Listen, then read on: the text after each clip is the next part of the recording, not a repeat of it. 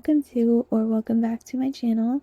In my last video of this mini-series, I went over Dean and Rory's relationship and talked about the red and green flags of Dean as a boyfriend. And from that video, I found that Dean had a boyfriend rating that landed at an impressive -2. So if you haven't seen that video yet, I definitely recommend that you check that out and then come back and watch this one. In today's video, I wanted to take a look at the green and red flags of Jess Mariano. So, if you guys remember, in Gilmore Girls, Jess plays the very classic trope of the bad boy, but he was also one of the only people who really understood Rory's inner world, which is why I think people loved him so much as a boyfriend. But today, we're putting Jess under the same microscope as Dean. We're looking at his green flags, his red flags, and why he just might be Rory's most complicated boyfriend.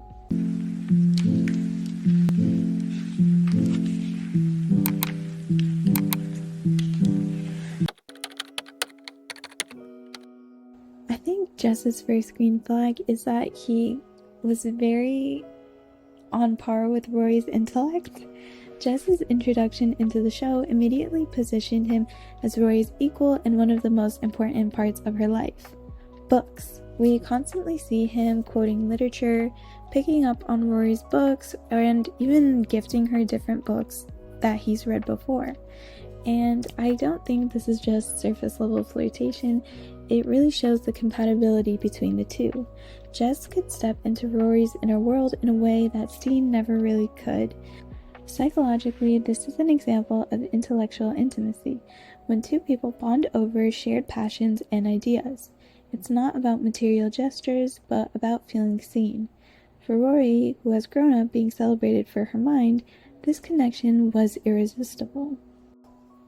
I think this is the main reason why everyone loves Jess so much in Gilmore Girls, but I have to quickly put this in. I was very disappointed to see their relationship in Gilmore Girls. Everyone had hyped up Jess so much, and after Dean, I was like, okay, you know what? Jess must be like an amazing boyfriend. But I feel like as soon as Rory and Jess got together, their relationship just like went downhill so fast. I was like, all that build up and this is what we get? Like, it was so sad. And they only had one or two really cute moments that I could like cling on to and kind of see the vision for. But I think people like just romanticize Jess so much that they forget that he was not a very good boyfriend in the grand scheme of things. But yeah, that is a bit of a spoiler for the rest of the video, but I did want to include that. Jess's second green flag is that he very much challenged her, which I'd love to see. Jess wasn't the type to blindly praise Rory or put her on a pedestal like the rest of Stars Hollow. He questioned her choices, teased her assumptions, and sometimes, or a lot of the time, infuriated her. But that friction was also what made their relationship so compelling and fun to watch at the beginning. From a psychological standpoint, this ties into the idea of constructive conflict. Conflict isn't always a bad thing. When handled well, it forces people to grow and to see themselves differently. Rory, who had been very much coddled by Stars Hollow and adored by everyone, needed someone to call her out, to push her buttons, and to remind her that she wasn't untouchable, and Jess did that in many ways. Maybe not always kindly, but very effectively. And we see this especially in the later seasons with the very infamous scene, the "why did you drop out" Yale scene. I'm so sorry. I read that guy the second I saw him. I should have begged off. Well, I didn't want you to. He better not come out here. Please, Jess, he had a lot to drink. He's tired from traveling. This isn't him, I swear. What the hell is going on? I told you, he's tired. And his family's bugging him right now. I mean with you. What's going on with you? What do you mean? You know what I mean. I know you. I know you better than anyone. This isn't you. I don't know. What are you doing? Living at your grandparents' place? Being in the DAR? No, Yale. Why did you drop out of Yale? It's complicated. It's not. It's not complicated. You don't know. This isn't you. You going out with this jerk? With a Porsche? We made fun of guys like this. You caught him on a bad night. This isn't about him.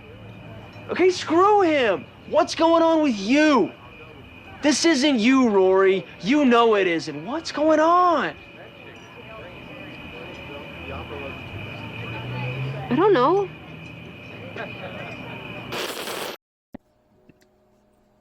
And while we're on the subject of the why did he drop out of Yale scene, I think his last green flag that I would really say was one thing I loved about Jess is that he came back a changed man.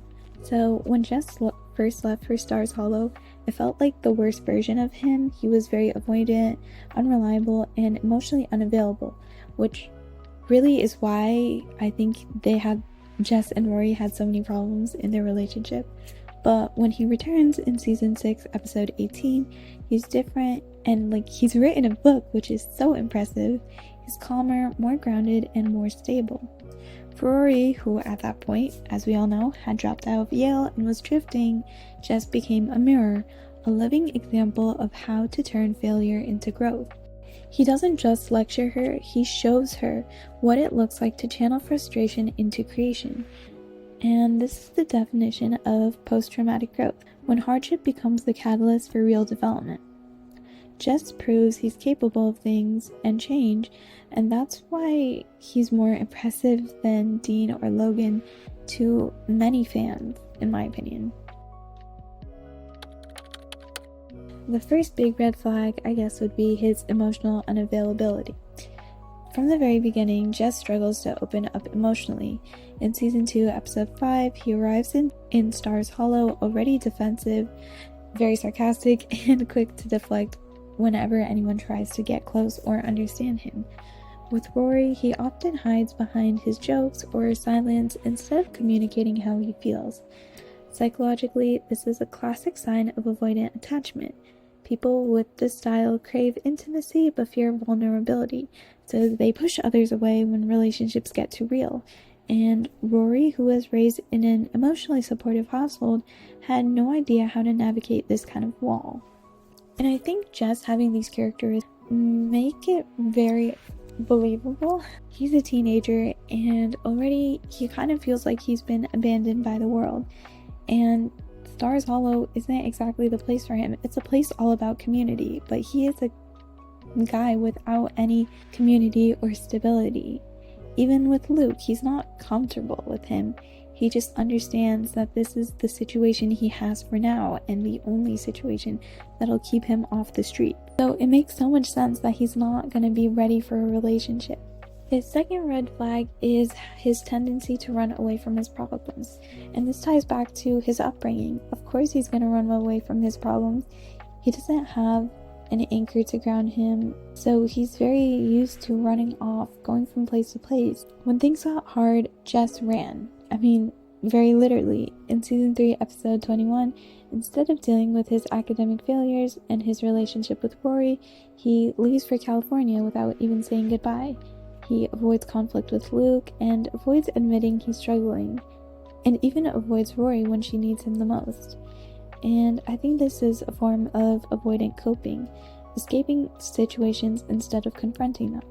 While it gave him temporary relief, sure, it left everyone else picking up those pieces, especially Rory. The third red flag is arguably the worst one. I had a very big problem with this, and I was very surprised to see that not many people mention this, and instead not glorify, but I guess romanticize Rory and Jess's relationship. But trigger warning, this is going to talk about sexual harassment and sexual assault, so if you don't want to hear about that, I'll put a timestamp so you can skip ahead. Yeah, I really had a problem with this, but in season 4, episode 7, I think it's called The Festival of Living Art, Jess takes Rory to a party where Lane's band is performing. Things are very fun at first, but when they end up in a room together, Jess pushes for physical intimacy and Rory isn't ready, and understandably she says no.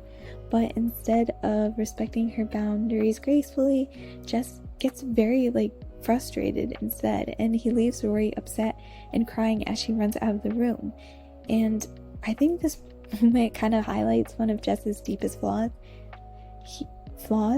He struggles to prioritize Rory's comfort over his own desires. I will admit it wasn't exactly an act of outright aggression, but it revealed a dangerous immaturity in how he handles rejection. bringing back the psychology once again, I think this will tie best into coercive pressure. When one person or one partner uses guilt, frustration, or withdrawal to try and override the other's boundaries. Even if Jess didn't mean to hurt Rory, the impact was very clear and she was unheard in that moment. And the last red flag I'm gonna put for Jess is that he was very inconsistent with Rory. He was very flip-flop with her. One moment he was very deeply connected to Rory. He was into sharing books. He confided in her. He was very intimate with her. But the next day he would shut down, disappear, or begin to pick fights. And I think that caused a lot of conflict in their relationship because Rory wasn't used to this type of inconsistency. This kind of push and pull dynamic creates what psychologists call intermittent reinforcement, when love and attention come in unpredictable bursts. Ironically, that makes people more attached because they cling to good moments while trying to survive the bad ones. But I guess that's why Jess felt so intoxicating to viewers, but it also shows why he was so destructive. And I think once again it reinforces why they were simply not meant to be together. That lands Jess at a very high score of -1.